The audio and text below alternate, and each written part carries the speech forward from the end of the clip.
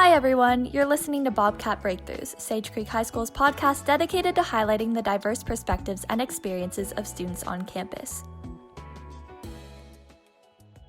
Hello Bobcats! In this episode, I will be speaking with Sofia Aloia, a senior at Sage Creek, about her experience getting the coronavirus and how it has affected her academic and social lifestyle. Additionally, we will learn how her experiences have influenced her judgment on the school board's decision to launch optional hybrid learning in January. Hi, Sofia. Thank you so much for agreeing to speak with us today. Hi, thank you so much for having me.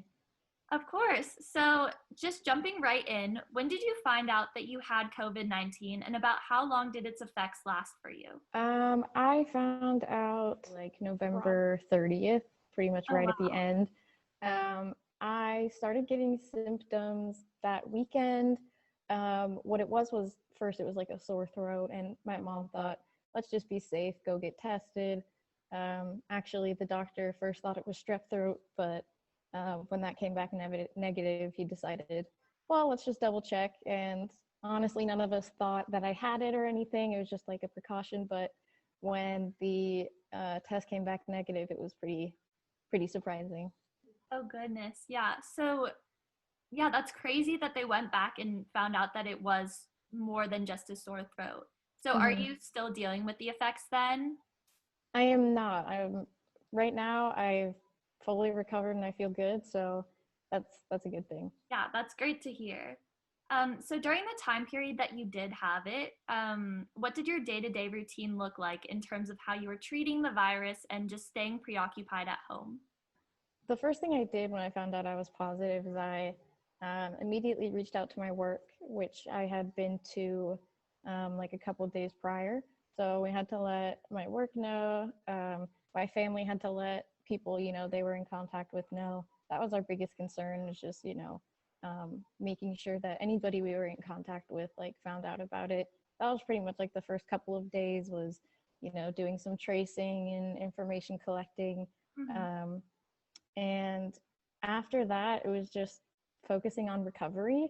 There was days where it was really hard to sit through class, but I did manage to only miss one day of online meetings, which was, I think, a really good thing. But yeah, it was pretty bad. Most of the time it was just staying at home, staying away from my family members, making sure we're not sharing any drinks or cups or anything like that, and having to just focus on getting rid of it as soon as possible. Yeah, it's so interesting to hear. I feel like a lot of the time when we hear about the virus and how it's affecting everyone, we don't really think too much about how responsible you truly have to be in taking that step to trace back who you've been around and may have exposed the virus to. So that's great that you focused on that a lot. And I'm glad that you overcame that. And the fact that you only missed one day of school, that is like incredible. I don't think I could do the same. So that's amazing. And I know that in general, our lives have been greatly impacted by the pandemic regarding changes in our hobbies and our social lives, and so many other factors. So seeing that it held such a great effect on you in terms of your health, how would you say your outlook has changed on what is truly important to be appreciating right now and just the importance of staying safe at this time? I think it's really important to stay in contact with your friends remotely. I know it's very tempting right now to think that, well, 2020 is almost over, coronavirus is almost over, people are going out and meeting friends, but I'd say it's really important to still keep that distance. Don't share food or anything like that, because I did get it from my workplace, and even then, with all the safety precautions and everything, you can still catch it. And so it's important to stay on top of those things. And, when I was reaching out to people telling them that I had the virus, it's, it feels very good when people ask you how you're doing or wish you well, and, don't make so much of a big deal out of it, like, oh my gosh, you have the coronavirus, oh my god, stuff like that. Just more of like oh, I hope you get well soon, and let me know if you need anything. It's really important to keep those connections right now. Totally. Yeah. I totally understand that. And I know that one of your heavy involvements on campus has been theater, kind of shifting to more of your extracurricular side. So, how have you kind of pivoted what you've been involved in at school and outside of school with the circumstances of the pandemic and also with the factor of your health in consideration? Yeah, so last year was the first year I was able to be in, the winter musical and most of the theater productions. And it's really something I'm passionate about and I love doing it. And I have so many friends in that class. But right after the winter musical, things started to shut down and we weren't able to do like our spring play and stuff like that. And just making an educated guess, I was guessing that, this school year probably wouldn't be like normal. And so I just decided, if I'm going to be missing out on all this theater stuff, I'll just take an off role instead, and just keep in contact with like my theater friends and stuff like that. And it was a really hard choice to make, actually. I had to ask a lot of people, like, am I making the right choice? It's something I really enjoy. It's really hard to give up, doing something that's so fun and that you can do also outside of school. But I just had to take into consideration that things would be so different and we don't know where the school is going to decide whether we're going back or not. And that was probably the biggest thing I've had to change academic wise, along with clubs. Like I really like getting involved with clubs and, meeting new people and sharing a common interest. But with this year being so crazy, it's been hard for me to really participate in that many clubs, as I'm kind of a person that relies on like in-person contact and communication. So that was definitely a disappointment as well. Yeah, that I feel like the circumstances of this year have totally just made everything so foggy in terms of like deciding what to be involved in and what the way that you've handled it. I think from a logistical approach, that's incredible, all of the different factors you took in to guide that decision. And it's great to hear that you're still keeping in contact with your theater friends. I think that's so important to do. Just staying involved with the people that are in the program, if you're not able to actually physically be in it. In terms of academics, how did living with the coronavirus affect your ability in school, if it did at all? I know that you said you only missed one day of school, but while you were in school, did dealing with health issues have any impact on your ability to succeed in your classes? I would say yes.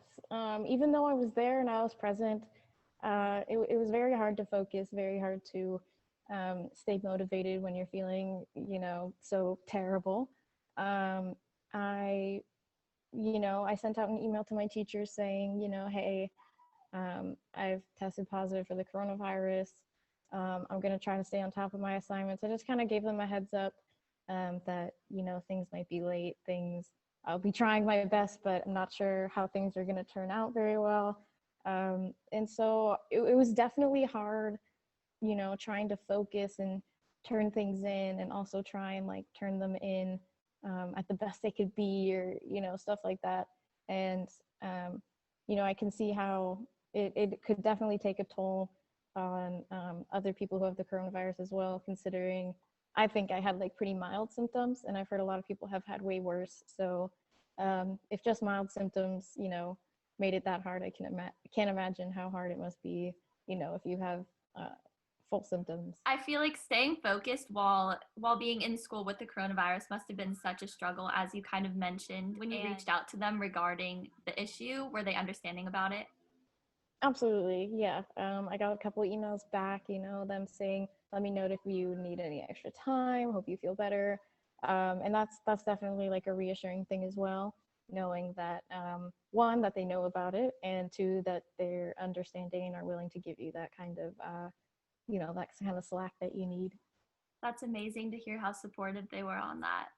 And so, as a senior, specifically, dealing with extracurricular and academic difficulties that have stemmed from facing the coronavirus, have you come across any challenges in the actual college application process because of this? Yes, I would say the college application process, it has changed a little bit for me and for other seniors, because me, along with a couple of other people I know, we actually didn't get the chance to take an SAT or an ACT or anything. So we have no score of any kind under our name. And there are some colleges that are saying, like, we don't need it and you're okay. But it definitely throws a wrench in things, considering we've gone through all of this planning and college apps, and most of the college applications are pretty much the same. But it's definitely that test score that you're pretty much relying on. Since you don't have that, it kind of makes you worry a little bit as well. I definitely understand that. And so with the addition of, or I'm not sure if you're using the common application, but have you had to address your circumstances and any of the additional information or coronavirus specific sections in college applications to just discuss the circumstances that you were under and how you were impacted by that?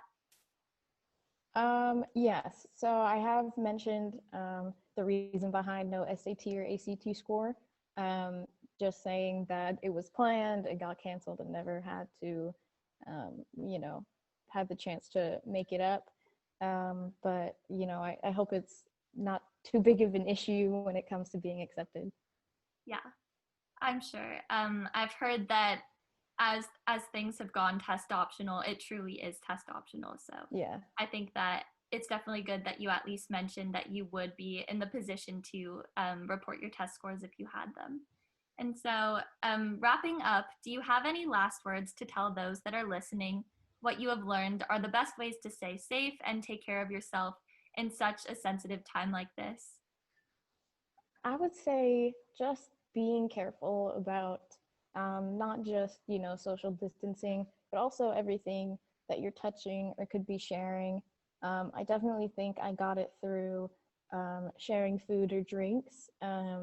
And, that's a big thing to consider as well when you're meeting with friends or going anywhere. I would also say that, even though you're young and you're not at risk of, having severe symptoms, they still are really bad symptoms. It's still nothing that's like easy to go through. It's 100% better not to get the coronavirus. It's just so much better not to risk it, not to get it. And, if someone who tells you that they have the coronavirus, just be there for them. It's a really scary thing to hear that you're positive, because the first thing you think of is everybody that you've exposed it to and how they could be at risk. So, just be supportive, be safe, and make sure you're taking all the necessary precautions so that you and other people don't get it. That's great advice. Thank you so much, Sophia. And Of thank course, you for thank you for speaking having with me. us today about your experience with COVID-19 and what you've learned from dealing with its effects. So, thank you for spending your time with us today on this episode. Thank you so much for having me. Of course. Thanks for tuning in, Bobcats.